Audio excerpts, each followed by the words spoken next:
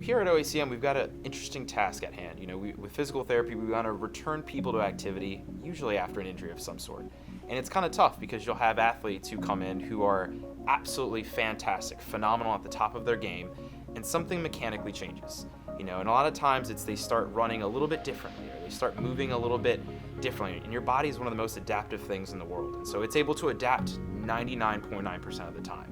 But on that 1% of that time, or that 0.1%, all of a sudden you end up getting an injury. You end up getting something that happens to your system functionally that stops working the way it's supposed to. And that injury can cascade over time, and that usually can be something as simple as an ankle sprain. It can be something as big as, a knee injury, an ACL tear, where you have to get surgery to fix it. And then you end up usually coming to see one of us, one of the physical therapists, to figure out what's wrong.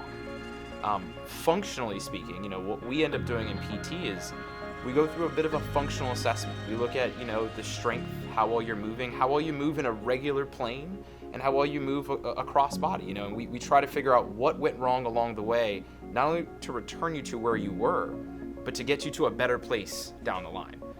You'll have patients who come in, and people who come in with just everyday things. They were walking and they just slipped and turned their ankle the wrong way. Or you'll have someone who is is an athlete who was trying to return back to a sport, or who's currently in a sport and they have a trip and fall. And they come back into us, and our job is to figure out exactly what went wrong and how to prevent it from happening again in the future. And so there's a whole cascade of things that we have to do. We oftentimes are very lucky here at OACM that we can work directly with the physicians to get some of the background medical information, get some imaging done.